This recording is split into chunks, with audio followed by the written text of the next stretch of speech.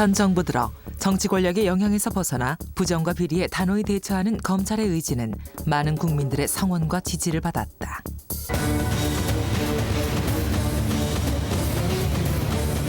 하지만 검찰이 지나치게 많은 권한을 독점하고 있어 민주화 시대에 걸맞지 않는다는 주장도 있다.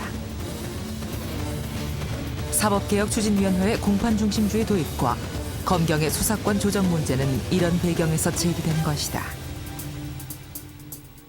여기에 검찰 수뇌부가 불만을 토해내고 평검사 회의가 소집되는 등 검찰은 강하게 반발하고 있다.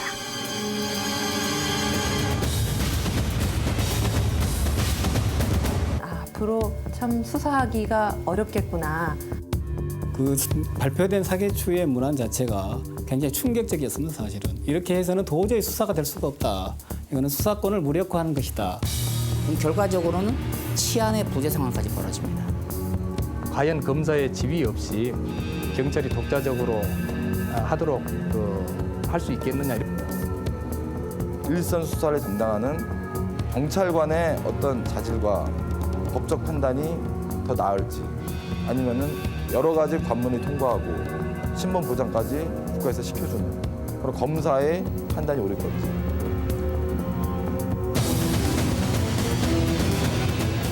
지금 검찰은 선택을 요구받고 있다.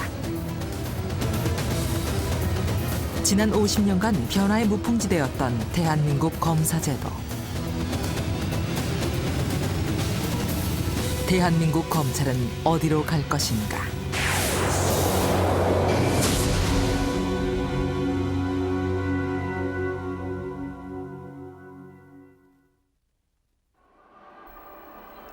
지난 5월 2일 검찰과 경찰 간의 수사권 조정을 위한 자문위원회의 마지막 회의가 열렸다. 검경 간의 전쟁이라고까지 표현되는 수사권 조정 문제. 조정위는 작년 12월부터 15차례의 회의를 거쳤지만 결론을 내리지 못한 상태였다. 6개월여의 힘겨루기에 종지부를 찍는 자리, 합의점을 찾을 수 있을지에 관심이 집중됐다. 경찰은 독자적인 수사권의 보장을 강력하게 요구하고 있었다. 경찰의 요구에 대해 검찰은 강한 불만을 표시하며 지휘권 고수를 고집했다. 60년 동안 지속되어온 관행이 바뀔 수 있을 것인지 오후 3시부터 시작된 회의는 밤늦도록 계속됐다.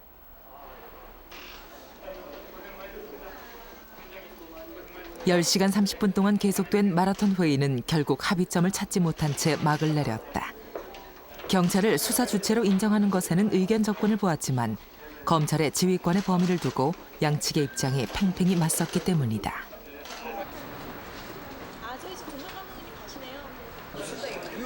경찰의 요구는 중요한 사건을 제외한 경미한 민생, 치안 사건의 경우 검사의 간섭 없이 독자적으로 수사할 수 있도록 해달라는 것이다.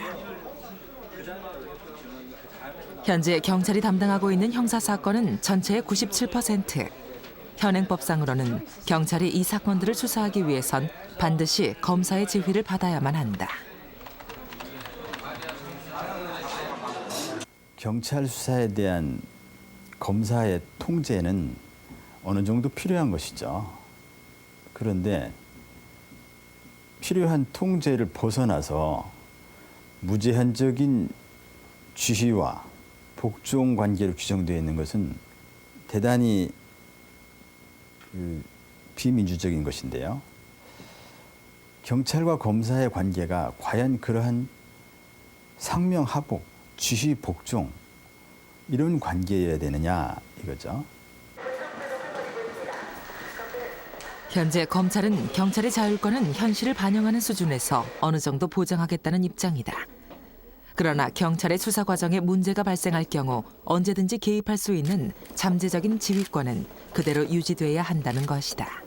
검사가 이 경찰에 대해서 수사 지휘를 할 수 없게 되면은 우선 경찰에서 수사 과정에서 야기될 수 있는 인권 침해를 방지할 수 있는 그 제도적인 장치가 사라지게 된다. 이게 이제 가장 중요한 이유고요.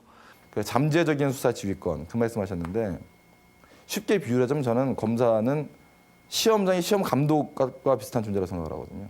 그러니까 시험장에 100명의 학생이 있지만 부정행위하는 학생은 한 3-4명밖에 안 될 것입니다.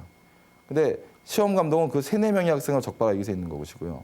또 시험 감독이 있음으로 해서 다른 마음을 품고 온 학생들도 예방이 되는 것이거든요. 그래서 검사가 언제든지 수사 지휘를 할 수 있고 내 기록을 볼 수 있다. 이런 상황하고 일단은 송치하기 전까지는 검사는 개입하지 않는다. 이 상황하고는 분명히 차이가 있다는 것이죠. 그러나 과연 검사의 수사 지휘권이 경찰의 인권 유린을 막는 데 효과적으로 기능해 왔는지에 대해 의문을 제기하는 목소리도 있다.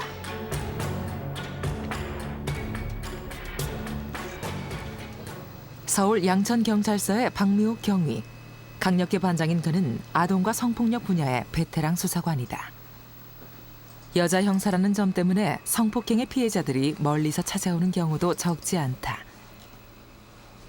얼마 전 맡았던 사건도 마찬가지였다.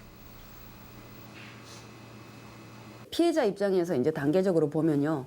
나름대로 이제 본인이 선불금이라는 문제 이런 여러 가지 부분 때문에 고민이 많았습니다. 그죠? 그리고 대학생이 술집에서 일을 했다는 이런 여러 가지 부분 때문에 분명히 본인의 약점 위주로 생각을 하고 본인이 당한 어떤 부당한 범죄에 대해서는 적극적으로 신고를 못하고 있던 상황이었고 그게 고민이 됐던 사람이었기 때문에 상담을 하고 그런 과정에 여형사가 있는 곳이라는 곳을 찾아온 겁니다.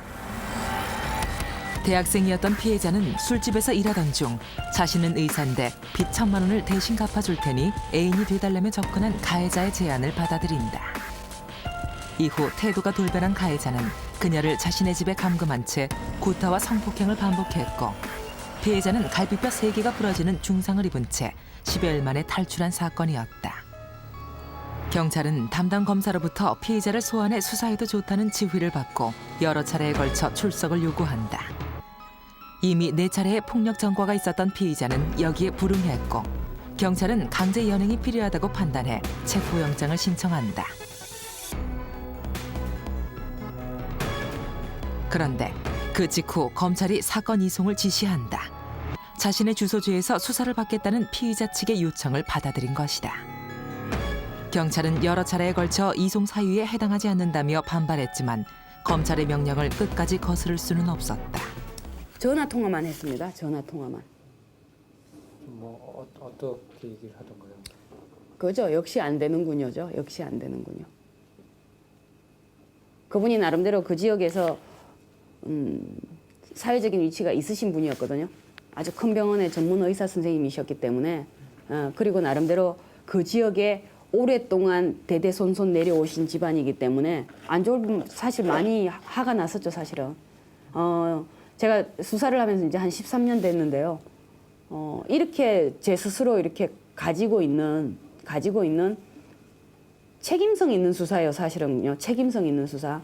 뭐 경찰관이 수사를 함에 있어서 접고 말고가 사실은 어떤 권한의 부분의 문제가 아니라 정말 그 책임성이 있을 때 더 전문 재량도 있다고 봅니다. 책임성이 있을 때 전문 재량도. 근데 13년을 하고도 제 서류 한 장이 종이짝이 된다는 거, 그다음에 그 제한테 찾아온 국민한테 책임 있는 대답 한마디를 못 해준다는 것은 한편으로 보면 여러 가지 회의감이 들죠. 피의자의 주소지 경찰서로 이송된 이 사건은 정식 재판에 기소조차 되지 못한 채 담당 검사가 벌금 300만 원의 약식 명령을 내리는 것으로 끝나고 만다. 검사의 지휘가 당시 상황에서 적절한 것인지에 대해 의문이 생겨도 현재로선 이것을 견제할 방법이 쉽지 않다는 것이다. 수사의 주체는 검사고 경찰은 그 보조자라는 공식은 지난 50년간 확고히 지켜져 왔다. 그러다 보니 복잡한 사건이나 시비를 가려야 하는 경우 경찰이 스스로 끝까지 파헤쳐서 문제를 해결하기보다는 대충 검찰에 넘겨버리는 경우도 많다. 제도가 경찰을 무능하게 만든 셈인데 이처럼 판단하지 않는 경찰의 존재는 곧바로 국민들의 피해로 이어지게 된다.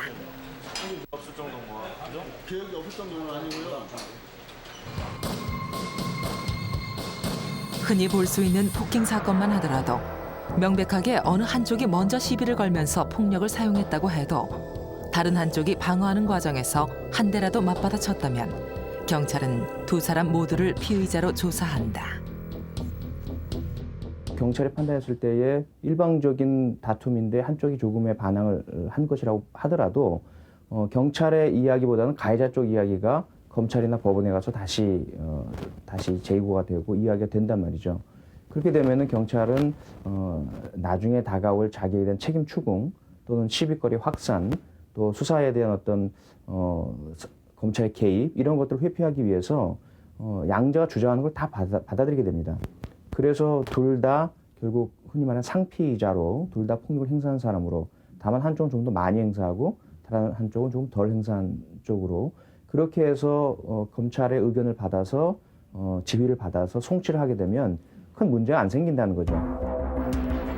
검찰이 송치돼도 단순 폭행 사건은 재수사하는 경우가 드물어 결국 폭행의 정도에 따라 양쪽 모두 벌금형을 받게 된다.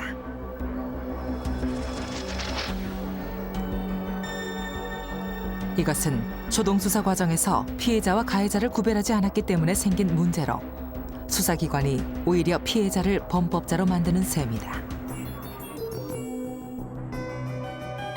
만약에 다행스럽게도 검찰 단계에서 재수사가 자세하게 이루어져서 피해 가해가 확인이 드러나서 일방적 피해자임이 드러난다 하더라도 이미 경찰 단계에서 형사 입건이 되었던 기록이 있고요. 또한 그 단계까지 오면서 피의자 신분에 있기 때문에 상당한 자유의 제약과 권리 침해가 있게 된다는 거죠. 그러한 것들이 현재의 경찰이 스스로가 책임을 지고 수사하지 못함으로 인해서 발생하는 선량한 시민들의 피해가 유발되고 있다. 그런 상황이다라고 말씀드릴 수 있습니다. 검찰과 경찰 사이의 절대적인 지휘 복종 관계는 수사 이외의 영역에까지 적용되고 있다. 현재 일선 파출소에 근무하는 경찰들의 중요한 업무 중 하나는 검찰에서 내려보낸 형 집행장을 처리하는 것이다. 형 집행장은 음주운전이나 폭행 등으로 벌금형을 받은 사람이 돈을 내지 않았을 경우 잡아들이기 위해 검찰이 발부하는 강제 집행장이다. 반발 심하죠. 특히 야간에 지금은 21시 이후에는 그 대상자를 검거를 하게 되면 경찰서 유치장에 입감을 시키거든요. 한마디로 단순히 이제 돈 몇십만 원 못 낸 것 때문에 그 경찰서 유치장에 입감을 해야 되는데 인신을 구속하는 건데 그러니까 당사자들은 당연히 항의하죠. 내가 왜 이것 때문에 돈 몇 푼 못 낸 것 때문에 경찰서 유치장을 가야 되느냐. 저희들한테 많이 항의합니다. 형 집행장은 원래 경찰의 업무가 아니지만 현재는 그것을 집행한 후 그 결과까지 검찰에 보고해야만 한다. 지난 3월 15일 천안경찰서에는 1000여 장에 가까운 형 집행장이 한꺼번에 내려왔다. 작년 한 해 동안 발부된 형 집행장이 2,300여 건이었는데 단 하루에 997건이 발부된 것이다. 이것을 처리하느라 다른 업무는 거의 마비될 지경이었다. 저희들이 경찰서에 가서 그 형 집행장을 이제 수령해 오는데 그 저희 지구대에 그 250건이 들어와 있더라고요. 250건이라고 그러면 한 달에 평균 많이 내려와야 30건에서 50건 사이인데 그 몇 배가 한꺼번에 내려온 거죠. 그래서 그거를 수령하면서 동시에 참 뭐라고 할 말이 없었습니다. 기가 막히다는 표현 외에는 달리 할 표현이 없었는데 형 집행장이 과다 집행되면서 인권 침해가 벌어지고 있다는 지적이 있다. 벌금형에 대해 몇 차례의 통지 후 기한까지 돈을 내지 않으면 바로 형을 집행해 인신을 구속하는 것이 적절치 않다는 것이다. 붙잡혀 경찰서 유치장에 감금된 사람 중에는 직접 통지를 받지 못했다고 주장하는 사람도 많다. 이러한 검찰의 관행에 대해 강릉경찰서에서 근무하고 있는 장신중 경정은 지난 2000년부터 줄곧 문제 제기를 해오고 있다. 여기 이제 형 집행장은 인신을 구속하는 것이므로 다른 모든 수단을 동원한 후 제일 마지막에 행사하는 것이고 형 집행이라는 검찰의 업무를 경찰이 담당하는 것도 적법하지 않다는 것이다. 경찰이 합법적으로 사람을 체포하는 경우는 현행범, 긴급 체포, 그리고 영장에 의한 경우에 제한돼야 한다는 것이다. 장신중 경정은 검찰이 형 집행장을 남발하는 것은 인권 유린에 해당한다며 현재 국가인권위원회에 제소한 상태다. 그런데 이것은 사람의 인신구음을 수반하는 행위입니다. 그런데 딱 한 번 본인에게 통지를 했다는데 그런데 본인들은 또 통지받았다고 주장하는 사람이 없거든요. 이런 것을 갖다 그렇게 본인이 알지도 못하는 사이에 한 번 통지를 해놓고 무조건 사람을 잡아들인다는 건 이건 심각한 인권유린이죠. 문제는 일선 경찰관들이 이것이 위법한 일이라는 사실을 안다고 해도 검찰의 지시를 거역할 수 없다는 사실이다. 경찰은 검찰의 지휘를 받아 수사해야 된다는 형사소송법 규정 때문이다. 수사의 지휘뿐만 아니라 형집행 업무에서도 경찰은 검찰의 지휘 내용을 거스를 수 없는 현실인 것이다. 경찰관 직무집행법 어디에 경찰관이 형집행 업무에 관여할 수 있다는 게 있습니까? 검사가 수사 지휘를 해도 수사 지휘를 할 수 있는 거지 형집행 지휘를 경찰관이 어떻게 해요?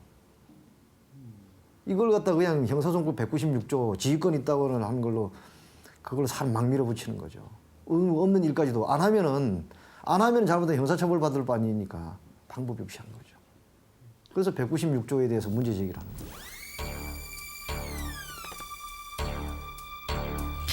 검찰과 경찰의 관계에 대해 우리나라 법에는 어떻게 규정하고 있기에 이처럼 논란이 계속되는 것일까? 두 집단의 관계를 규정하는 것 중 가장 상위법은 형사소송법이다.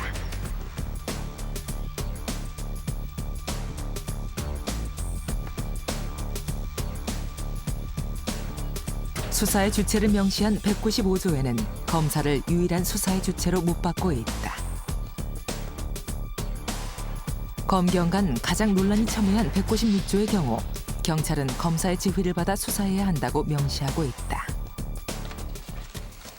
검찰은 경찰의 수사를 지휘하는 역할을 기본적으로 계속해야 한다는 입장이다. 경찰이 독자적으로 수사를 하게 될 경우 국가수사권이 이원화되고 여러 부작용이 생길 수 있다는 것이다.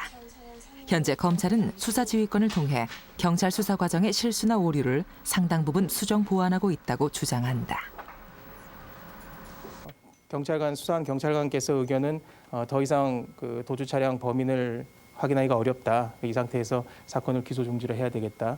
이런 의견으로 보내셨습니다. 근데 이 부분에 대해서 사건 주인 검사가 기록을 검토해보고 이러이러한 점을 더 조사를 해보면은 그 사고를 낸 피의자를 좀 확인할 수 있는 방법이 있을 것 같다. 이런 부분을 좀 더 명백하게 조사를 한 다음에 종결을 하는 것이 좋겠다. 이런 취지로 이제 지휘를 하는 것입니다. 저희들 오후 한 2시부터 검찰은 경찰에서 보고하는 전체 형사 사건의 약 8%가량이 검찰의 지휘에 의해 기소 단계에서 내용이 바뀌고 있는데 만약 지휘권이 없다면 잘못된 수사로 인한 피해는 고스란히 국민들에게 돌아갈 거라고 주장한다. 그러나 이 같은 검찰의 주장에 대해 현직에 있는 수사관들은 검경이 한몸이 되어 있는 현실이 오히려 더 위험하다고 입을 모은다. 검사지를 받는 순간 이미 한통속이 돼버린 거예요. 그러면 소추기관으로서 또 인권옹호기관으로서 역할을 해야 될 검사가 수사 형사가 한통속이 돼서 그 검사가 다 시키는 대로 수사하잖아요, 이제. 그럼 이 소추관이, 이 공소관이 이 수사한 걸 유죄를 받으려고 노력을 할 거 아닙니까? 그럼 인권옹호는 어디를 도망가요? 어디가 있어요, 인권옹호는? 오히려 수사를 하게 내버려두고서 인권 침해적 요인이 있나 없나를 이 체크를 해주고 스크린을 해줘야 될 그런 입장의 검사가 같이 수사기관에서 어깨동무하고 다니는 거예요. 이렇게 해서 안 되겠다는 거죠. 슈퍼마켓 주인이 이제 칼에 찔려서 살해당한 사건이 발생을 해서 저희가 이제 수사를 하다가 그 슈퍼마켓과 같은 건물 지하 PC방에서 그 직전에 나갔던 고등학생이 범인이라는 걸 밝혀내고 자백까지 받았습니다. 받았는데 검찰에 송치된 이후 변호사를 선임해가지고 이 친구가 이 아이가 고등학생이 전면 부인을 하는 거예요. 그러면서 경찰에서 자백은 경찰관들이 겁주고 욕하고 해서 무서워서 거짓 자백을 한 것이다 라고 말을 했습니다. 그러면 검사가 인권옹호자라면 그 얘기를 경청을 해야 될 거 아니에요.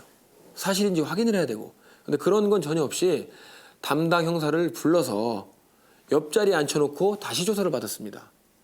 그러니까 경찰관이 무서워서 허위 자백했다는 고등학생한테 그 무섭다는 경찰관을 옆에 앉혀놓고 다시 조사를 받은 거예요. 검찰은 인권옹호에는 사실 관심이 없는 겁니다. 솔직히 얘기해서. 현재 우리나라는 경찰 수사와 검찰 수사, 그리고 기소의 전 과정을 검찰이 독점하고 있기 때문에 검사 1인의 판단과 결정이 재판까지 절대적인 영향을 미치는 구조다.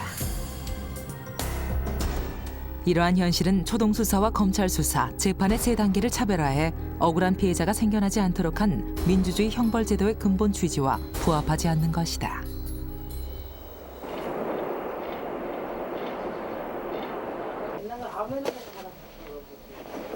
(2002년 1월 16일) 집에서 쉬고 있던 윤광호 씨에게 낯선 이들이 찾아왔다. 경찰이었다. 엄마가 왜 그러냐고 그러더라고. 나 아무 일도 없이 좀 이따가 갔다가 좀 이따가 올 테니까 걱정 말라고. 그게 마지막이었어요. 그래갖고 붙잡혀간 거예요.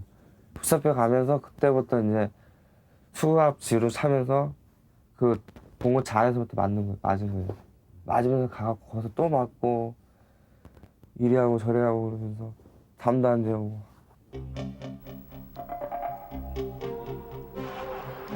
윤 씨가 끌려간 곳은 부평경찰서였다.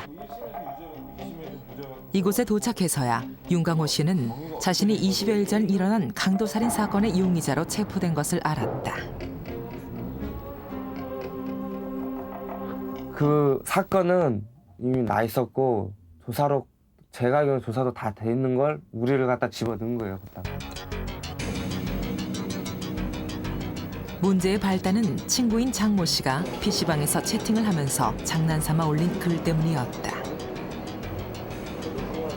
여자들의 관심을 끌기 위해 장발장이란 아이디로 자신이 사람을 죽였다는 글을 썼는데 이것을 본 PC방 주인이 경찰에 신고했던 것이다.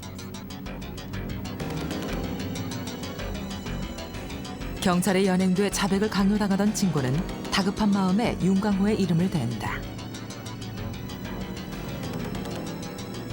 윤광호는 처음부터 완강하게 혐의를 부인했다. 그러나 그때마다 돌아오는 것은 주먹질과 협박뿐이었다. 결국 그는 경찰의 뜻대로 혐의를 인정하고 만다.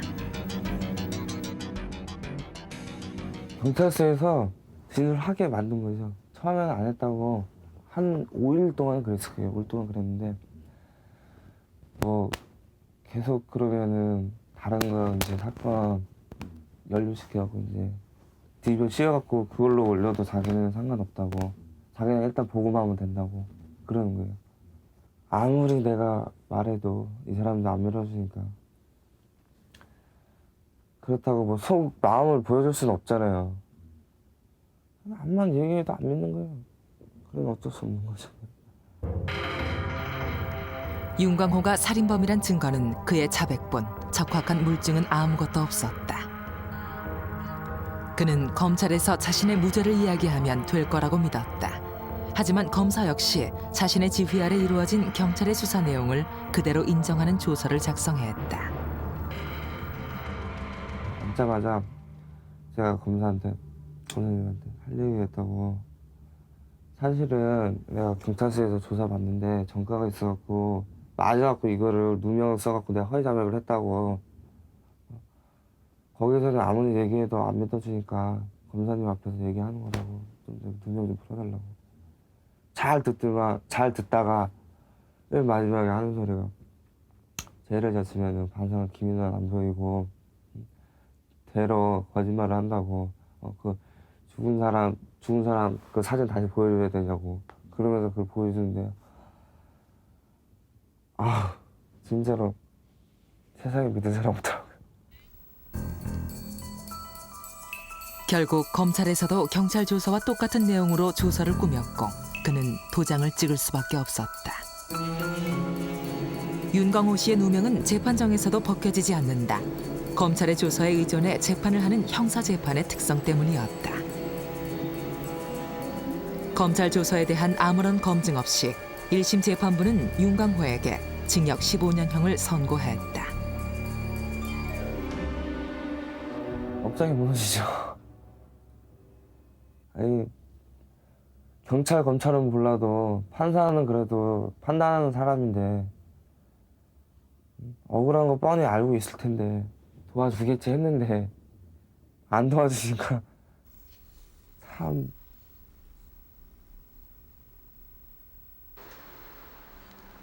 절망에 빠진 윤강호 씨에게 도움을 준 것은 2심 변론을 맡은 국선 변호사였다.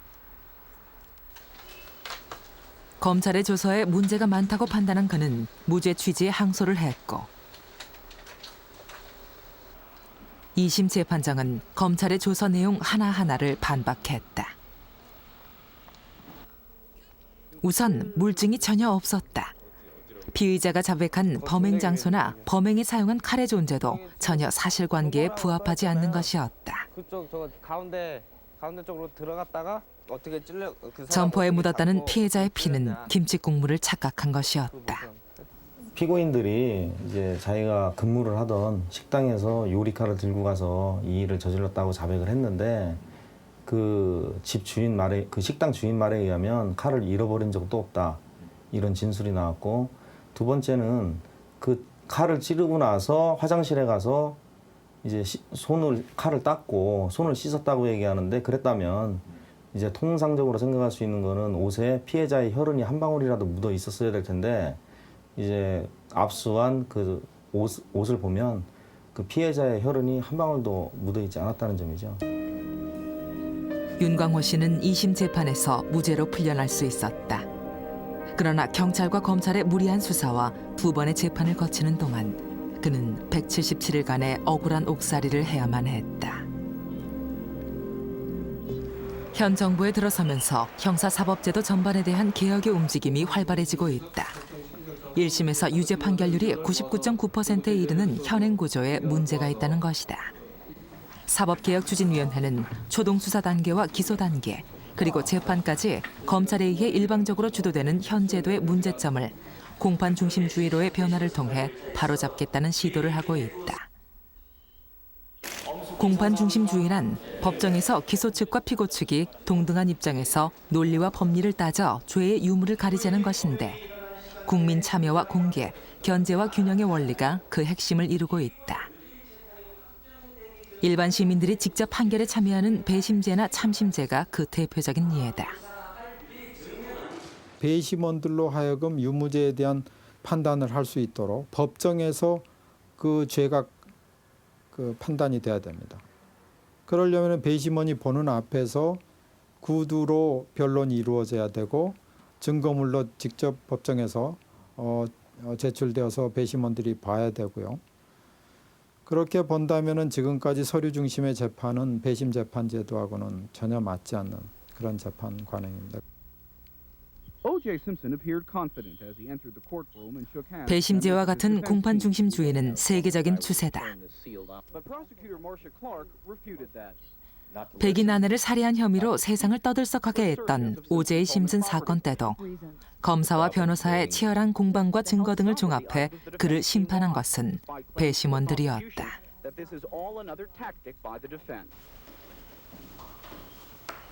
독일은 참심제를 도입하고 있다. 판사 한 사람과 두 사람의 참심원이 재판을 주관하게 되는데 이들은 재판 진행과 판결에 있어서 판사와 완전히 동일한 권한을 갖는다.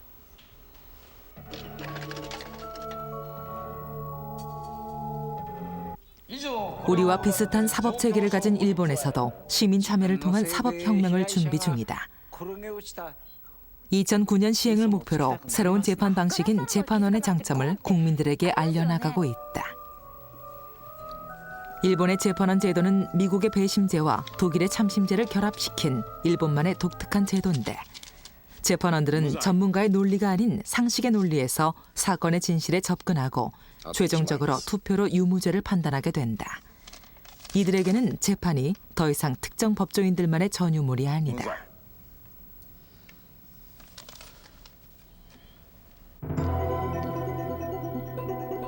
사법개혁추진위원회가 추구하는 공판중심주의의 핵심 내용도 다른 나라들과 크게 다르지 않다. 검찰 조서의 증거 능력을 인정하지 않고 검사와 경찰관이 법정에서의 증언을 통해 자신들의 수사 내용을 입증하도록 했다. 이것은 법정에서 다시 사건의 진실을 밝히자는 취지에서다.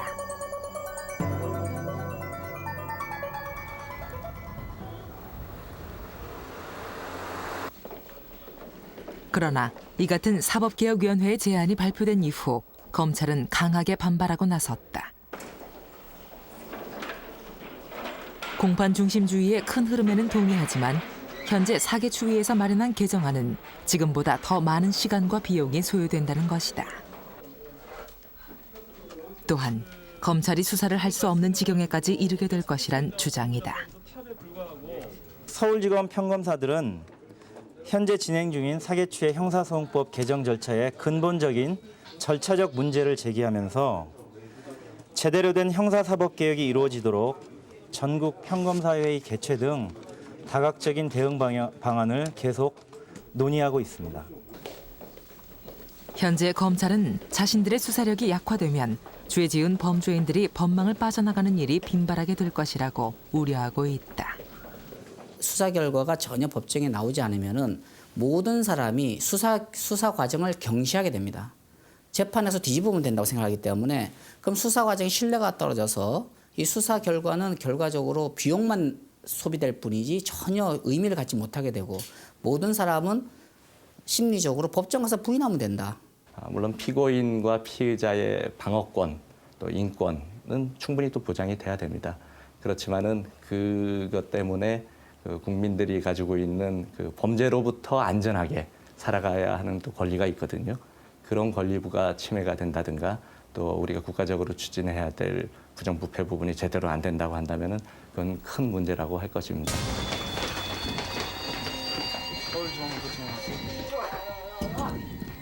특히 조직폭력이나 뇌물 사건, 성폭력 등 특별한 증거 없이 피의자를 비롯한 관련자들의 증언이 절대적인 사건의 경우 진실을 밝히는 것이 불가능해질 거란 우려도 있다. 현재는 신변 보장을 전제로 검사의 수사에 협조해온 증인들에게 앞으로 법정에서 직접 증언하라고 한다면 아예 처음부터 입을 닫아버릴 경우가 많아질 것이기 때문이다. 범죄자가 법망을 피해 나갈 가능성이 그만큼 높아지는 것이다. 검사와 사법경찰관이 일일이 법정에서 증언하는 것 또한 극히 비효율적이라고 주장한다. 한 달에만도 200여 건의 사건을 처리하는 검사가 짧게는 몇 개월에서 길게는 몇 년씩 걸릴 수도 있는 모든 재판에서 직접 증언한다는 것은 현실적인 이유로 불가능하다는 것이다. 증언이라는 것은 판사 앞에서 선서를 하고 증언 내용이 잘못됐을 경우에 형사처벌을 받는다는 걸 다 감수하고 하는 것이기 때문에 증언을 하는 입장에서도 부담이 되고 또 증언을 하면서도 우리가 알고 있는 내용을 제대로 증언해야 되는데 2년 전, 3년 전 있었던 일, 그다음에 내가 했던 수백, 수천 건 사건 중에 한 건을 제대로 기억을 살려서 증언한다는 것이 제 생각으로는 현실적으로 불가능한 일인 것 같습니다. 검찰의 주장은 지금의 수사 현실을 반영한 것이다. 그러나 이것이 현행 형사사법제도 전반에서 검찰이 누리는 우월적 지위와 수사 방식을 그대로 유지하기 위한 변명에 지나지 않는다는 비판도 있다.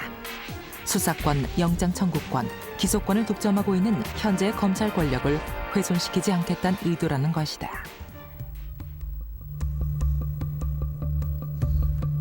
오늘날 대한민국 검찰의 기틀이 마련된 것은 미 군정과 한국 전쟁을 거치면서다. 해방 직후 수사는 경찰이, 기소는 검찰이 책임진다는 원칙이 마련되긴 했지만 친일 경찰이 대다수였던 까닭에 이들에게 강력한 수사권을 주는 것에 대한 우려가 컸다.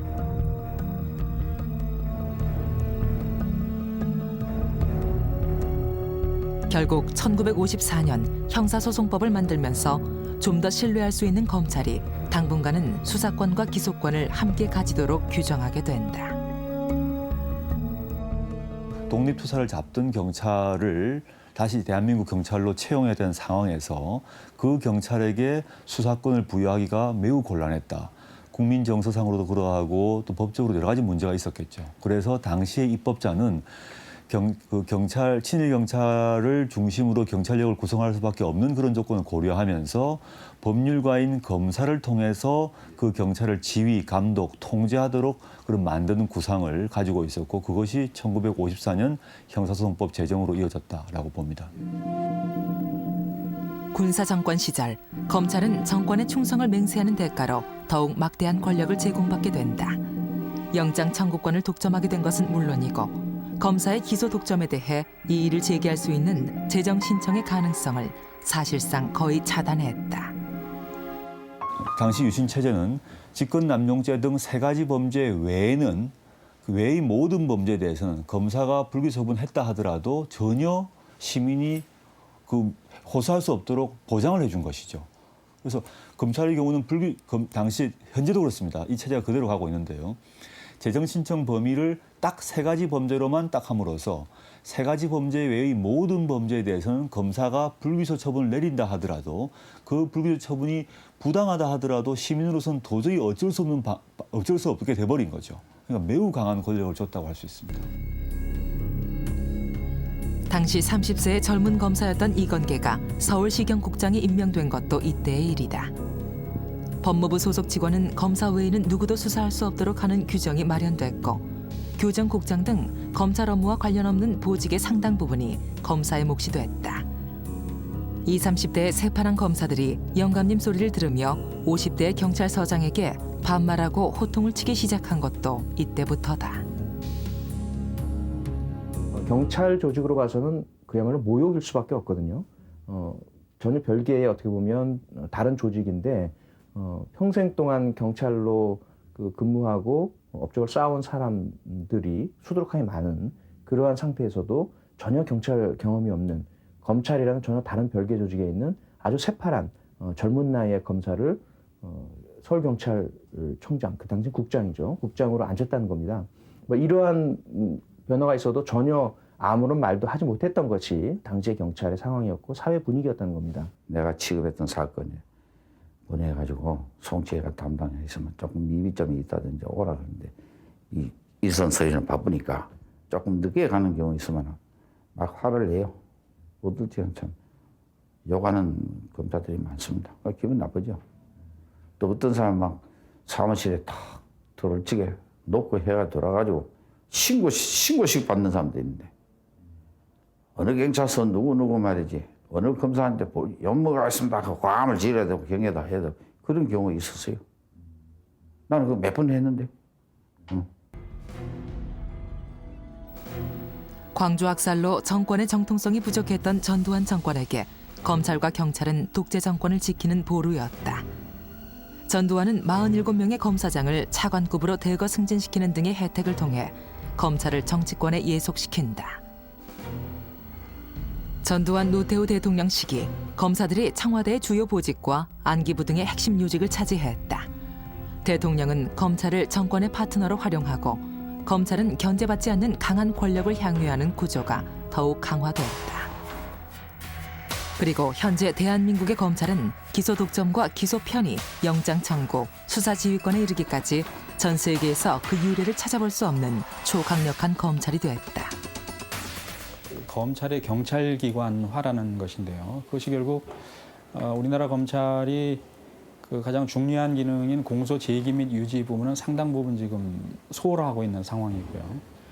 그 대신에 그 많은 사건에 대한 직접 수사라든가 또 경찰에 대한 수사 지휘 내지 개입이라든가 이런 부분을 통해서 수사기관화되어 있다는 것이 상당히 특이한 현상이고 또 좀 세계사적으로 유례를 찾기 힘든 지금 상황이다 이렇게 말씀드릴 수 있습니다.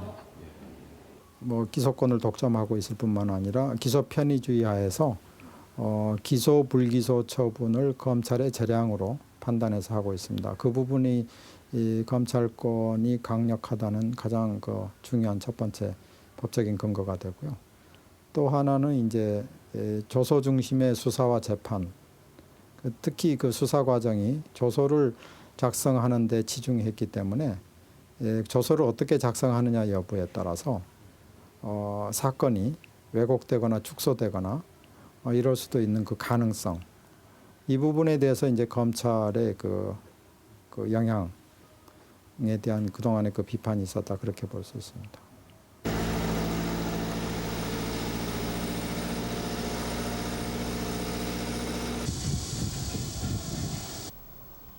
전 서원대 총장 김정기 교수.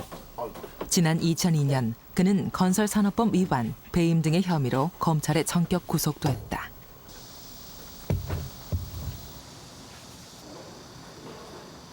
학생 4분지를 모집하는 그날 제가 수갑을 채웠기 때문에 이게 뭐 청주 충북 지역에 뭐 거의 저 수갑 채운 사진 도배를 해버렸어요. 뭐 우선 뭐 사람이 안 보이고요. 뭐 창피 수치스럽기도 하고 또 검찰에 대한 그냥 막 증오심이 돋고 막 타더라고 가슴이 진짜 이틀. 검찰의 수사는 서원대 미래창조관 공사에 대한 의혹으로 시작됐다. 김 총장이 학교 건물을 신축하면서 친분이 있는 모 건설사와 수의 계약을 하고 그 대가로 뇌물을 받았을 거란 것이다. 이제 사무처장하고 저하고 돈을 먹지 않았느냐고 계속 추적을 했어요. 그래서 13명 건축관계 13명인가 14명은 뭐 계속 불러가지고 잠 안 재우고 갑자기 밤에 데리고 가서 이틀씩 안 돌려보내니까 집에서는 경찰에 행방불명 신고도 하고 심한 친구는 정신병원까지 갔었어요. 검찰이 문제 삼았던 건물인 미래창조관은 그해 청주시로부터 아름다운 건축물 최우수상을 수상했다.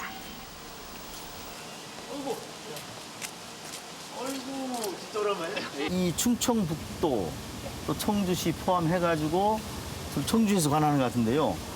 그 해에 가장 잘된 건물, 또 값싸고 튼튼하고 아름답고 하는 걸 종합적으로 해서 이제 청주시장이 주는데 그 해에 이 지들이 이 아름다운 건축물 상을 받았어요. 김 총장이 구속되자 당시 청주 민예총 등 지역 시민단체들과 지식인들은 검찰의 수사에 강하게 반발했다. 검찰이 별다른 증거 없이 현직 대학 총장을 구속한 데에는 어떤 숨은 의도가 있었다는 것이다.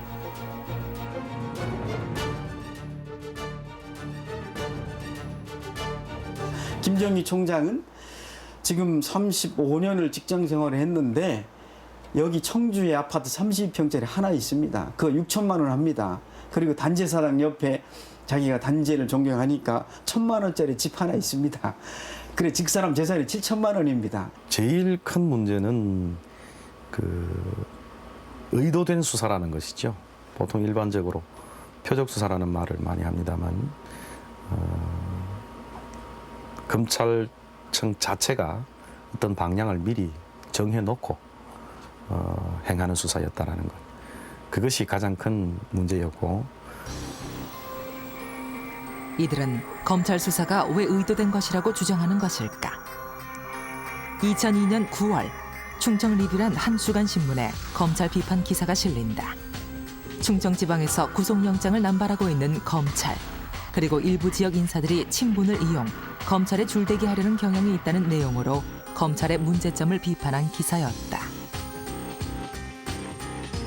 주말에 그 일선 시군 공무원들을 소환하고 일요일에 우리 윤석열 대표이사를 또 소환하고 그 다음 월요일이 되자마자 민간 기업 광고주들을 소환하기 시작했거든요. 그러니까 저희들로서는 뭐 일시에 그냥 밀어닥친 뭐 태풍 같은 상황이었고 그렇게 해서 뭐 업무 자체가 정상적으로 도저히 이루어질 수 없는 상황이었죠. 이어 충청리뷰의 발행인이자 건설회사 사장인 윤 사장 역시 전격 구속됐다. 검찰은 윤 사장이 서원대 진입로 공사를 맡았고 그와 관련해 하청업체로부터 뇌물을 받았으며 그 일부를 김 총장에게 주었다고 주장했다.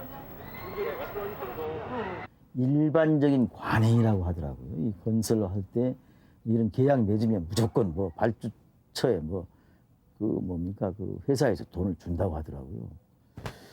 그래서 뭐 그런 차원에서 보면은 검찰이 좀 무리한 것도 이해가 되는데 그러면 일단 뭐 그런 차원을 시작하더라도 그렇게 뒤져도 먼지가 안 나왔으면 물러서야 되지 않습니까?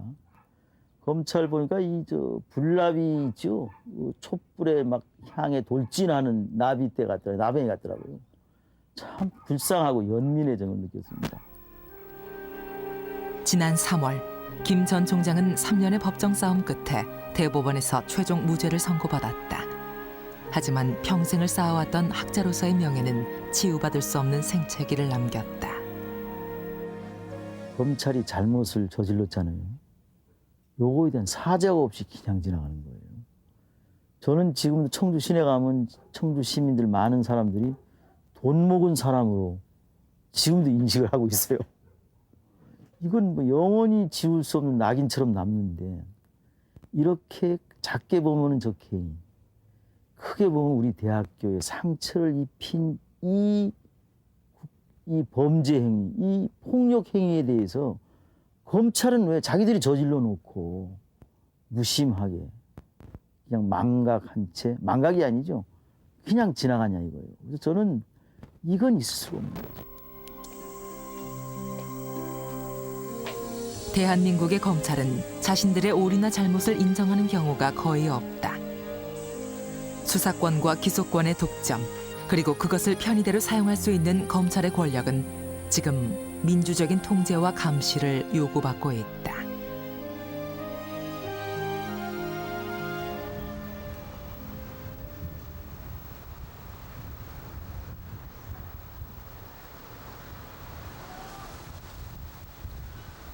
최근 검찰 내부에서도 변화를 위한 움직임들이 일어나고 있다.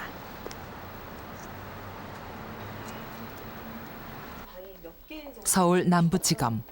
현재 이곳에서는 영상 녹화 조사실을 시범적으로 운영하고 있다. 컴퓨터에 있는 화면에 녹화 중이라고 빨간 글씨가 뜨는 걸 확인하실 수 있는데요. 여기요, 녹화 중이요? 예. 지금부터 녹화가 시작됩니다. 예. 조서를 쓰는 대신 수사의 전 과정을 영상으로 남기겠다는 것이다. 그 방 안 구조를 잠시 설명을 드리면은 좌우측에 2대의 카메라가 설치되어 있습니다. 그래서 좌측에 있는 카메라는 방 전체를 촬영하고 있고요. 우측에 있는 카메라는 그 피조사자의 상반신을 확대해서 촬영하고 있습니다. 현재 검찰에서는 공판 중심주의로 가게 되면 과거의 수사 조서를 대신해 이 영상 녹화물을 법정에 제출할 수 있도록 해달라고 요청한 상태다.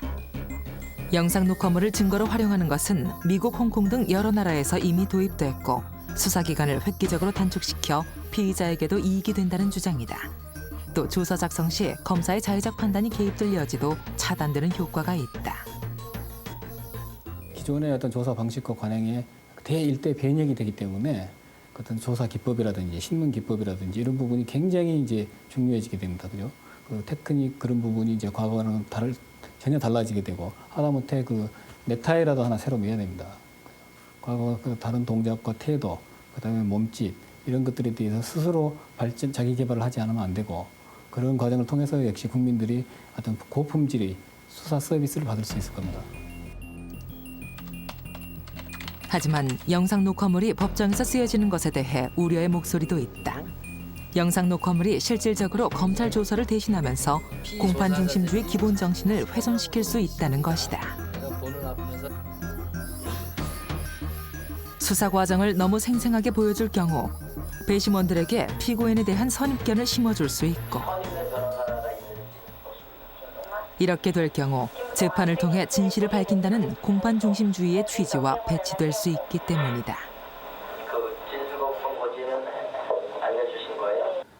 수사기관에서 그 어떤 진술하는 장면을 녹화를 했을 때 그것이 수사의 전 과정을 우리가 보여주는 것이 아니고 또 그 녹화되기 전의 상황도 우리가 그 녹화물이 반영하는 것이 아니기 때문에 자칫 잘못하면은 영상 녹화물이라는 것이 어떤 단면을 보여주면서 마치 이것이 전체인 양 이런 인상을 줄 우려가 있고요. 또 법정에서 그런 것이 그 재생되었을 때 그것을 본 사람들 뇌리에 상당히 강렬한 그 인상을 남기기 때문에 오히려 조서보다 더 위험한 상황이 벌어질 수 있다라고 생각하는 것이 제 생각입니다.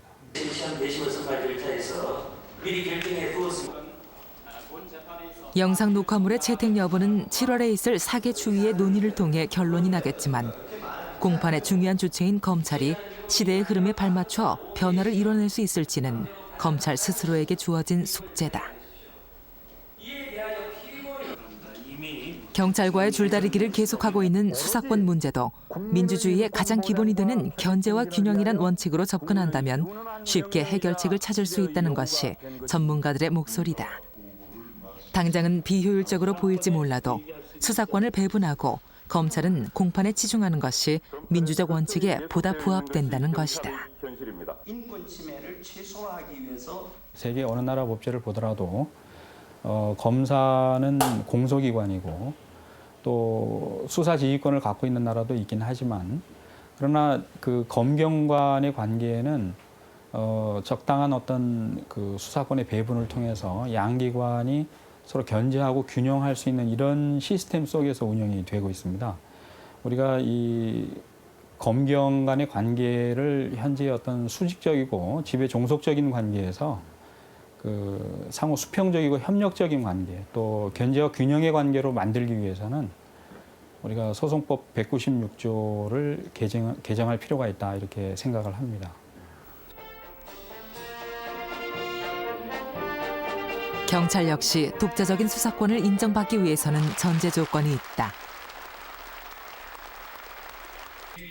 현재의 중앙집권적인 조직 체계를 해체해 각 지방으로 권력을 분산하는 자치경찰제의 도입, 그리고 인권 보호를 위한 획기적인 제도 마련이 요구된다. 이를 통해 경찰의 수사 과정이 시민사회에 투명하게 공개될 수 있도록 해야 한다. 저는 경찰에게 수사권을 줄 경우 동시에 수반돼야 될 것이 첫째는 자치경찰제를 매우 강화해서 경찰의 권력을 분화시켜야 된다고 봅니다. 둘째는 그 경찰 내에서 행정경찰에 의한 수사경찰의 통제나 간섭을 방지해야 된다고 봅니다. 그리고 이제 수사권이라는 강한 권한을 경찰이 가지게 되었다 한다면 그 경찰이 수사 과정에서 행사할 수 있는 각종의 인권 침해 또는 불법 행위 등에 대해서는 검사가 단호하게 개입해서 수사하고 기소해야 된다고 봅니다. 현 정부 들어 대한민국 검찰은 정치 권력으로부터 독립해 어느 정도 홀로 서기에 성공했다는 평가를 받고 있다. 부정과 비리에 관계된 자라면 사회적 지위도 정치 실세와의 개인적인 연줄도 고려의 대상이 아니었다. 검찰 사정의 칼날 앞에서 더 이상 성역은 없었다. 이제 검찰 스스로가 사회제도와 정의의 수호자로 자신의 본분을 되찾아가고 있는 것이다. 하지만 검찰이 진정 민주주의와 인권 존중이라는 변화하는 시대 흐름에 동참하고자 한다면 이제 스스로 50년간 계속 입어온 낡은 옷을 벗어야 한다. 검찰권은 당연히 정치권으로부터 독립이 되어야 될 것이고요. 다만 독립된 검찰 권력이 견제받지 않는 이런 어떤 권력으로 남는 것은 또 상당히 위험할 수 있다는 것이 제 생각입니다. 그래서 어떤 수사권의 재조정 문제라든가 또 형사 절차의 어떤 합리적인 그 제도 개선 등을 통해서 검찰 권력도 통제받지 않는 권력이 아니고 견제와 균형 속에서 감시받는 권력으로서 어떤 국민들에게 봉사하는 또 사회 사법 정의를 바로 세우는 그런 권력으로 거듭날 수 있는 어떤 개혁은 반드시 함께 진행이 되어야 된다 이렇게 생각을 합니다. 지난 50년간 변화의 무풍지대였던 대한민국 검찰은 지금 변화를 요구받고 있다. 기로에 선 검찰 권력. 사회 정의를 세우고 국민의 인권을 보호하는 최후의 보루로서 검찰은 다시 태어나야 한다. 그 변화의 중심은 국민이다.